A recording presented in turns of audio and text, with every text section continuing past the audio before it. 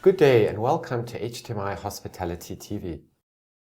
Today we are at the beautiful, sparkling resort, the Park Hotel Weggis, and we have the pleasure of speaking with Mr. Peter Kämpfer, General Manager of this beautiful resort hotel. Mr. Kämpfer, thank you very much for taking the time out to speak with us today. It's my pleasure. Welcome. Thank you. I'd like to start off the interview by asking you if you could tell us a little bit about your career path up until the time you've reached the position of General Manager. Yeah, okay. First of all, I have to tell you that I never intend to go into hotel at all, because my granddad was a hotelier, my mother, my dad, they were all in hotel business, and long working hours, no weekend, things like that. I was impressed as kids, so never ever into hotel business. And finally, at the end, I'm ending up in hotel business. So actually, I started an apprenticeship as a cook in nearby in Luzern. And then it's a traditional career, if you so want. I was in working service, reception, then purchasing, sales and marketing, especially sales a little lot. And so I was in the French part of Switzerland quite a long time. Then hotel school, Luzern, then for about 12 years, Bürgenstock, which I ended up in the management at the end. Then my first management job really was the Guardolet, that's near St. Moritz. Resort hotel as well, and then Park Hotel, and I'm here now for 15 years. 15 years. A long time. So it seems like you've had experience in a variety of areas within different hotels. Is that very important, especially in the role as a general manager, to understand the different areas within a hotel? Probably not the most important, but it certainly helps. If you can talk with a chef about his problems, what's all about, and you get the understanding, and you get probably the feeling, because they're not always they think a bit different sometimes, yeah. And to get better to understand them, it helps a lot. And I mean, as when you have the possibility to travel to see more hotels, it helps at the end, of course. So would you say it's important today for the young hoteliers to have a lot of international experience? It helps a lot, yeah, of course. Because even the mentality, you have to understand the people, they are different thinking, different nationalities, and it helps, yeah. So it's also definitely having an understanding of cultural diversity. Yeah, which is, I mean, you know it as good as I do. Everybody ticks different. Correct. Yeah. I'd like to ask you, in your view, are leaders born or are they made? Good question. Probably born, I would say. Probably born. Maybe not as the leader, but one has to have something which maybe is different to somebody else, and I think big leaders, yeah, even as younger people, I mean, they were different already. But if one is not really born a leader, I mean, we can train people to become managers. Can we develop them, or can they develop themselves to become leaders one day? It needs just a little bit more to become a leader. It's not just managing. Managing, you can follow certain rules, you can improve things, you can probably cut down costs, following processes like ISO, things like that. But to become a leader, it's different. You have to have a view behind certain things. You have to have a vision. You have to have ideas, and it's also you have to have a good understanding of your resources. You have to be a good communicator, and that makes a leader, I think. which is different from managing, although it's quite close together, managing and definitely. leader. I mean, that's some really great insight, because my next question, I was going to ask you, of all the different facets of leadership, in your opinion, which do you think are the three most important? I mean, you've just said you need to have vision. Would that be an important facet of leadership? A vision, definitely. And then good communicator, thirdly, otherwise it will be difficult, it will come difficult. And to being able also to listen to people, to take their ideas, I think team building is important as well for a leader.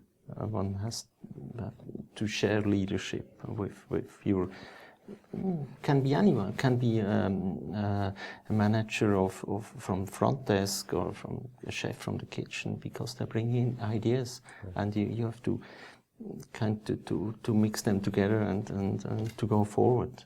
So within your hotel here at the Park Hotel, what do you do to help develop potential leaders within your organization?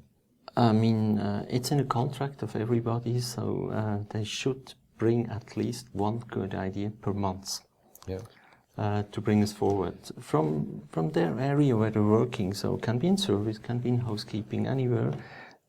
Because it's difficult for me to get to bring to develop it myself. So I need the team. I need everybody to bring us a step ahead. And at least once or twice, especially with the management team, we go outside, because you need to leave the hotel to get an outside idea from the hotel. Right. And to develop. To improve. So as well, to be a good leader, one also has to listen to one's staff, allow them the freedom to bring in their own ideas and to actually develop that within a hospitality organization. Definitely. I think we have kind of a spirit in the hotel that we count not only on the guests, which are important, of course, but the team members are as important as the guests. So we have to listen to them. We have to bring them together with the guests on the same level somehow, and that brings us forward. Yeah, it's important. That's a very interesting concept. There seems to be a very clear distinction between the role of a manager and that one of a leader. For example, the manager coordinates and the leader inspires. How much of that leader role is a manager truly able to display, given the strongly operational and short-term daily working routines of a hotel? More difficult, because although you have some ideas, you have some visions, you would love to develop them, daily business just packs you in, and then you're becoming a manager instead of a leader. And it's difficult to find the time, and sometimes you really have to quit, or you have to go outside. You have to take you a few days to get away from it all. Absolutely. Because if you're in daily business, you are a manager and not a leader anymore. Normally, you have to work or to think on it constantly. So, if a young hotelier he wants to really excel as a hotel manager, what do you recommend him or her to focus on to develop leadership qualities at work?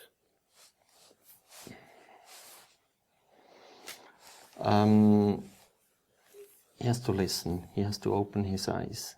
He has to have a clear mind what he wants to become, where he wants to go. Learn as much as he can, being open to everything, so not taking any barriers around him, so really being open-minded and just learn as much as he can. Yeah. In your daily life, I mean, you're dealing with staff as well as guests with diverse cultural backgrounds. As a leader, have you felt the need to manage diversity differently? Or isn't it that people are people, and as such leadership behavior applies universally? That would be too easy. No, it's not possible at all. So if you're telling to, I don't know, people from China or from Italy, exactly the same way, do it. So it won't work. So especially people from the south, I mean, they need a different approach. You have to tell them in a good way. You have to sometimes to give them a compliment and to motivate them. So each of these different cultural backgrounds, they need different types of motivation, different types of leadership. Absolutely, yeah, absolutely. I mean, coming back to what you said at the beginning of the interview, you know, I was asking you about the importance of international experience. I suppose that is also, you know, able to help hoteliers and especially young people today to understand and learn, you know, all the different types of cultural diversity. Totally true, totally true. And it's not only because of the staff members, especially from the guest side as well. Correct. You have to understand them too. Yeah, sure. That's an interesting thought. You know, also I suppose training staff to understand the needs and wants of all the different cultures, be it staff members and as well as guests staying in hotels. That's true, yeah. Is there any current or perhaps historic personality that you admire the most for their leadership, and why that particular person? I think as a hotel manager, kind of an idol, if you wish, so it's Emanuel Berger. I mean, he managed the Victoria Jungfrau and then the group at the end, just incredibly. He started from nowhere. The Victoria at that time was nearly a ruin, and he was a leader. I mean, he had some vision, and he built up the hotel as probably number one at that time in Switzerland. I remember when I was a young manager, and I didn't really not, should I take part in that, or should we go this direction? I always copied a little bit about the Victoria Jungfrau, so I checked some books and I got many ideas from him. If he took part in that campaign or things like that, I tried, maybe it's not too bad, I should go into. And he was a real leader, yeah. I think incredible personality as well. And on the other side, it's amazing as a federal council like Adolf Ogi, for example. I mean, he hasn't got any university degree, nothing at all, and he is a real leader. Although now he's retired 10 years, I had him a year ago as a speaker during our Chinese food festival, and I mean, when he walks in, you feel the spirit. It's different. It's a feeling in the air. It's the aura around a person. Absolutely, absolutely. And he stands in front and he speaks without any papers, nothing at all. And you just listen to him. You can't stop listening. And that's a real leader. Yeah. Where do you think that aura comes from? It's just a person. He's that kind of natural, and he stands there and he is Adolf Ogi himself, and then you just have to listen to him. Yeah, I mean, when I was working in a 5-star leading hotel in South Africa, I had the pleasure to meet President Bill Clinton. He was president as well as Nelson Mandela, and I agree. You know, the moment they walk into your lobby, you know, and they put their hand out to shake your hand, it's, you know, you feel you're in the presence of greatness. Yeah, that's true. Yeah. Can people learn to become like that, or is that aura around them, is that really, really born? I think when you're born, you should have something in it to become a real leader. Of course, you can learn a lot of things, how to give an interview, how to react in front of cameras, how to, I don't know, many things, but to become a real leader, I think you should have become something when you're born already. Right. Yeah. How much importance do you give to a leader being a role model for others? I mean, it's always good to have an idol as a leader where you can look up, but to become a leader, or to copy a leader, it's difficult. So you should go always your own way. And I mean, you can learn management, and if someone then goes a step ahead and he will become a real leader, even better, yeah. Do you think it's possible to recognize leadership in young hoteliers when they're first starting their career? Maybe, yeah, maybe. I mean, we had some young person staying, doing some apprenticeships for a few months or so, and you saw, you can see the difference. Sometimes someone is really, he wants to move, he wants to go ahead, and he takes over things within a few weeks, and then you see some others, they need a bit of more help, and then it takes longer until they understand things. One can see a difference, yeah. Maybe not the real leader or big leader, but there's a difference, definitely. Because in today's world of hospitality, we have lots of managers, management, they have budgets that have to be met, revenues that have to be generated, standard operating procedures that have to be followed, guidelines and everything. So what should the hospitality industry today be doing to help develop more leaders than hotel managers? How should I answer to that question? I mean, it's difficult because you're 24 hours a day, you're actually as a manager, you're in management, you have to go for all that what you just mentioned, and it's difficult to get some spare time out of it to become a leader, or you have first of all you should have a good team beside you. You have to trust in this team.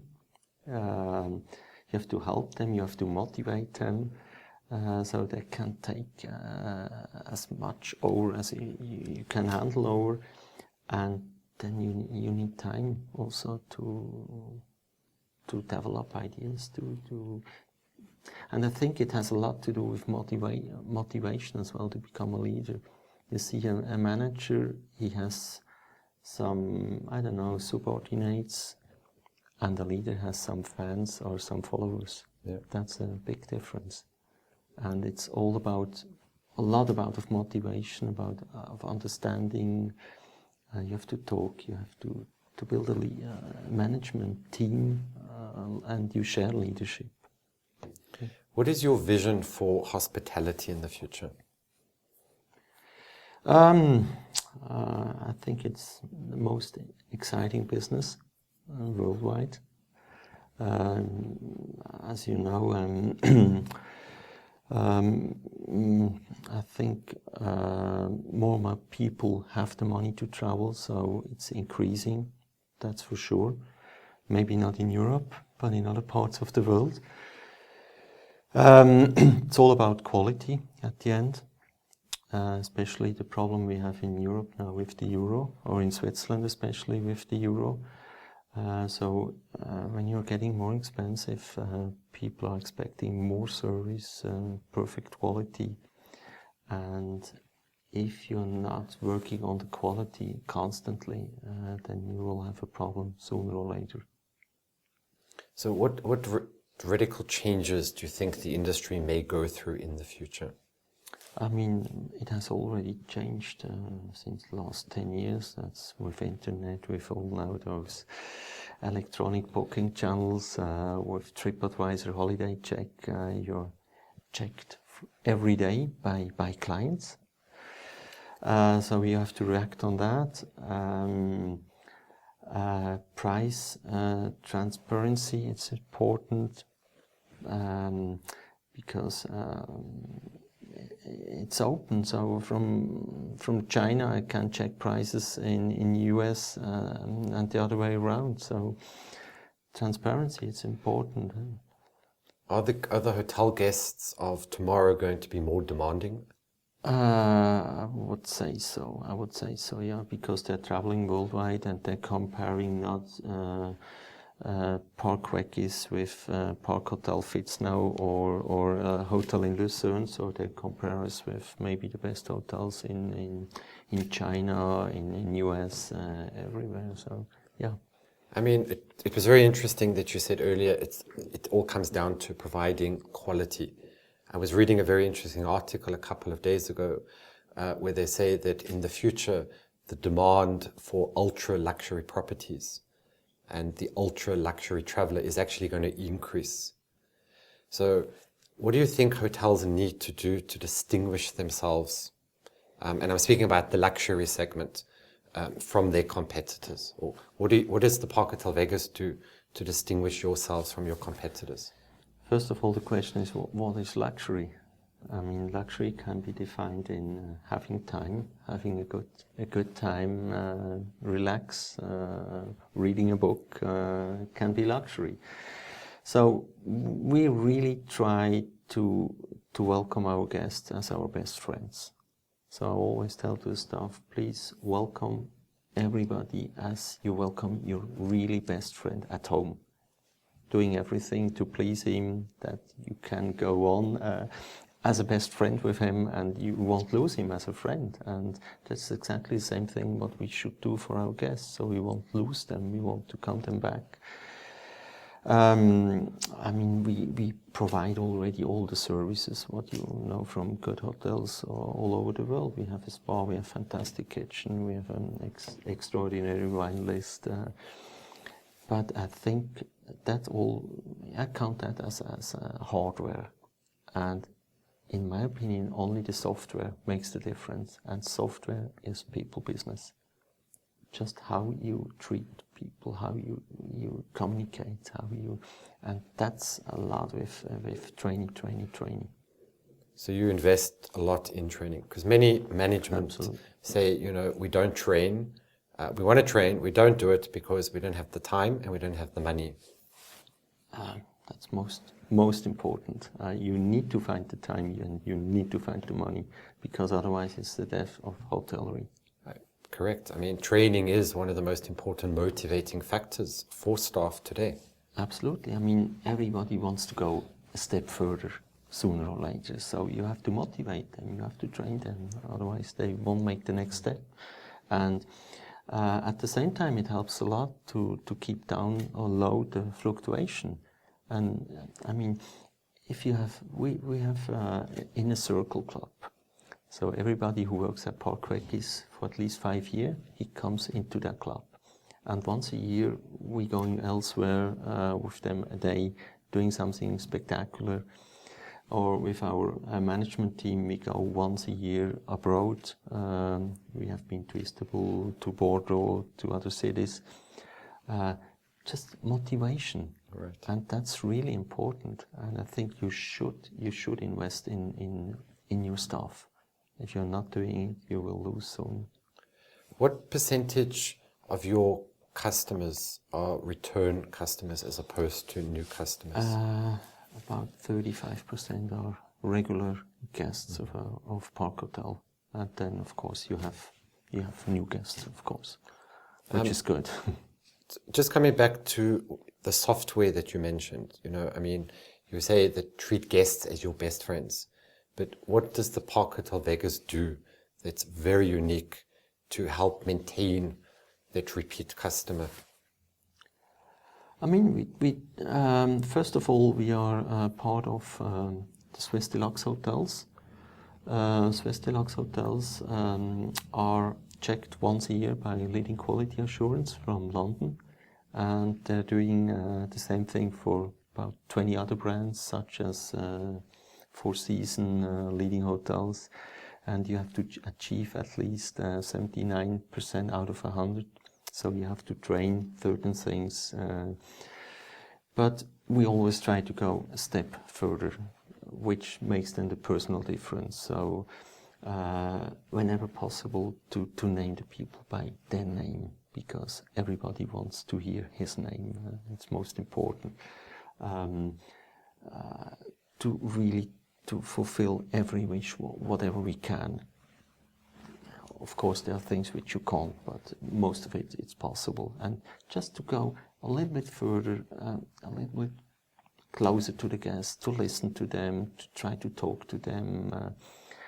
And I think kindness, friendliness, it's so important. And if I would employ someone and with a perfect CV, it's okay. But if I have someone which is presents himself as a open-hearted, really fantastic, nice personality, I always go for that, because you can train him on the job afterwards. Exactly. But if someone isn't willing to show emotion, then probably it's not the right person for the park Weggis. I mean, I really like the point where you say you really listen to your guests.